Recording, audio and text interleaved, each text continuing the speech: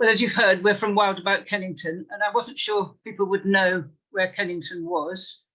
So that's Oxford at the top there, and Kennington's down here, sandwiched between the wonderful A34 and the Thames there.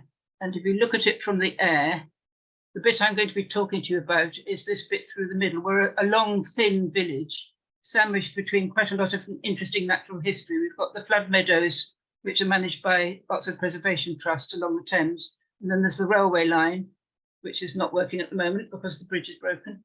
And then between us and the A34, which goes through Bagley Wood, which is a lovely old wood here. And there are also lovely woods over towards Radley. So we've got a lot of natural history around us, but the middle of Kennington was really rather awful. It was in 220 that we got going. When we were allowed to start walking around a bit more when we came out of lockdown, several of us had the same thought, was why are they just mowing the verges through the village to within an inch of their lives? This picture is quite deceptive. It's wasn't as green as that year. It was absolutely brown. And so we met in each other's gardens. It was that sort of time when you couldn't meet in houses. But we formed a core group and gave ourselves a name. We felt we ought to have a name so that we could be identified. And we came up with Wild About Kennington. And then we got in touch with the parish council and said, could we not change the mowing regime through the village? So they told us to go and survey the village and identify possible sites, which is what we did. And we chose this bit, the road that goes straight through from Oxford through to Radley and then on to Abingdon, has quite a lot of verge like this. So it's got a slip road one side and the road the other side. And we managed to secure an agreement from the parish council that we could change the mowing regime for that year. We decided to call it Wild About Kennington because we wanted it to be a bit more than just verges. So that's how we came up with that. And we decided early on that we wanted as much community involvement as we could. And we used the local Facebook page. We have a magazine which is delivered to every house every month in the village. And so we were able to build up a list of people who were keen to support us and to whom we could explain what we were doing. And then we organised a competition for local children to design us a logo, which I hope you can see there. This was done by a 5-year-old girl, and we thought it was lovely, and we now use that as our logo. And we also engaged with the school at their school fair, so that we got the children interested, because we felt very strongly that if you get the children interested, it will gradually work its way up through generations. Then we started looking into the possibility of getting some grants to help with it. And we ran into a sort of vicious circle, because in order to get a grant, you have to have a bank account. And if you want a bank account, first of all, you mustn't be in COVID because none of them were opening accounts. But also, in order to get a bank account, you have to have a constitution. So then we had to get all sort of grown up and have constitution and officers and committees and AGMs and all those sort of things. But we managed to do that. And then much more interestingly, we surveyed what was in the verges and decided that we would do some plug planting to add to the variety of what was there already. You can see some of the people that, at least 2 of the people who were on this meeting are in that photo. We had the logo printed onto signs, which were then hammered at intervals all the way along the verges so that people could see that it was meant what was happening. It wasn't just that people had forgotten to mow. And in the very first year, we were thrilled to find a pyramidal orchid came up, and a surprising number of flowers came up in amongst all the long grass, which you can see there on the right. I'm sure you can all identify them, I won't go through them. They're small flowers. We felt quite a bit of colour that year. More surveying going on, and we started to see insects.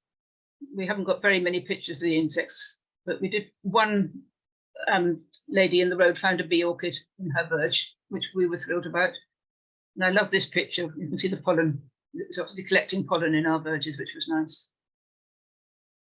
Now, the problems we got in that first year, there were quite a lot of complaints about the sight lines. There are side roads coming out into this area, and people were complaining that because of the long grass, they couldn't see. So we had to address that. People didn't like the long grass looking very messy. They said there wasn't enough colour. And we got quite a lot of negative vibes coming from our parish council. So they organised a questionnaire that consultation people could fill in and send, hoping, I think, that everybody would say, no, please don't do it. And in fact, we got a large majority in support of what we were doing. So we felt we'd won that round. Some of the things we did, we talked to the contractors about mowing and making the sight lines better. And then after the autumn cut by the contractors, the grass wasn't mown we cut in about April until into the autumn. So we had those months in between. But after that, and after they'd done their cut, we used a mower, privately owned mower, to cut it even lower in certain areas before using a borrowed scarifier to really remove a lot of the grass that we took off. Bags and bags of it we took off, and we sowed yellow rattle to see if we could weaken the long grass. People wanted more variety of flowers, so we asked ourselves and asked people to collect wildflower seeds and to plant them into little modules so that we would have plug plants to add to the verges. And this was good because it involved some of our supporters, and some of the people who lived along the area that we were doing looked after the plug plants and watered them for us. And we also dug things that had been self-sown in our own gardens and in the churchyard. Things like oxeye daisies were quite easy to dig up and add to our collection. And then later in the autumn, we plug planted them, and we had some quite fun groups of people. There's the trays of plug plants here, and then people came out, and all the way along the verge, you can see how brown it is there after all the mowing, but we put in quite a lot of plug plants. And then alongside the verges, we branched out a bit and decided we were a bit more about wildlife than just that. So before we got bank accounts and all those things, we just did a crowdfund on Facebook to get the money to put some Swift boxes up on our church. And Alison, who's with us tonight, managed to get the Swift boxes to match the church by her subtle use of paint. If you want to know how she did it, you can ask her later. And we got the fire service to come and help us install them, and got the school involved. And you can see this was a fun day. The firemen were up there, tall ladders. Alison told them a lot about Swift, and the firemen told them a lot about fire engines. And they were really enthusiastic, the children. It was a lovely occasion.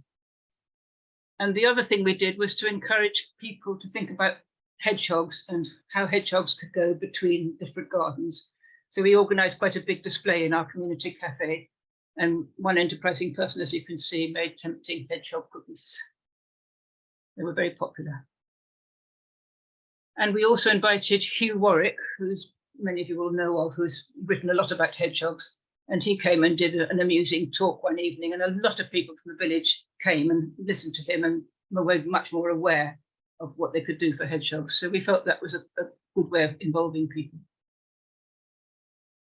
And then we got on to last year, when we, having submitted quite a thorough report, we managed to get permission to do another year.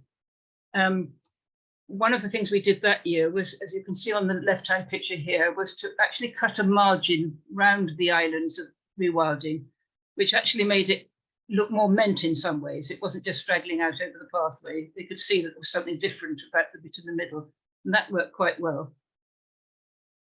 And we got more flowers. Scabious appeared here. I don't know whether that was plug planted, but it was nice to see it there. And then more flowers, beginning to get a bit more colour. And in the middle, some of the yellow rattle was quite successful, and we're hoping that will increase this year, because I'm sure many of you know, if you've put yellow rattle in, and you know, we've done this in our garden, and it's been very successful at cutting down the coarse grasses that you don't want. And we started to get quite a lot of insects. These are all hoverflies, and I haven't identified them because that's too difficult, but they're rather nice. And we got recognised by Oxford Preservation Trust. Much to our surprise, we didn't solicit this, but they said the judges were delighted by the Wild About Kennington initiative, which everyone in the community could get behind. It is hoped that this will encourage similar schemes in other areas. So that was really rather nice, and we've just literally within the last week been presented with our certificate. So that brings us on to where we are now. Recently, we've met some members from the parish council, and they've actually offered us a new opportunity to create a wildlife area on the edge of one of the playing fields in Kennington, which is just rough grass at the moment. So that's what we're beginning to work towards now. We've done some more plug planting. And the reason that I've put this picture is because as from tomorrow, we have 3 new parish councillors, all of whom are very much in favour of what we're doing. One of them is there doing some plug planting. And we feel we've swept out some of the more difficult members of the council who've been there for 40 years and really didn't understand why everything couldn't be tidy and neat. So our biggest thing now is to say, can we secure that this project continues?